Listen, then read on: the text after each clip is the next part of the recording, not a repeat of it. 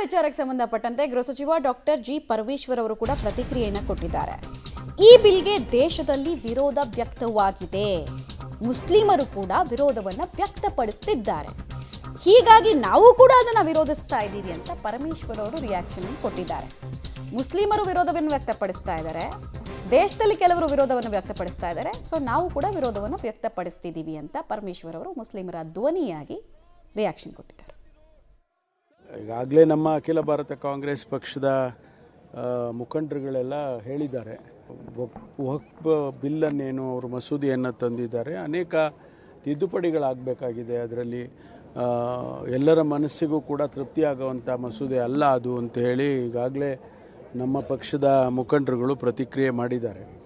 ಇಡೀ ದೇಶದಲ್ಲಿ ಅದಕ್ಕೆ ಒಂದು ರೀತಿಯಲ್ಲಿ ವಿರುದ್ಧವಾದಂಥ ಪ್ರತಿಕ್ರಿಯೆ ಆಗ್ತಾ ಇದೆ. ಅದರಲ್ಲೂ ವಿಶೇಷವಾಗಿ ಮುಸ್ಲಿಂ ಸಮುದಾಯದವರು ಅದನ್ನು ಒಪ್ಕೊಂಡಿಲ್ಲ. ಹಾಗಾಗಿ ಇವತ್ತು ಆ ಮಸೂದೆಯನ್ನು ನಮ್ಮ ಪಕ್ಷದವರು ವಿರೋಧಿಸ್ತಾರೆ.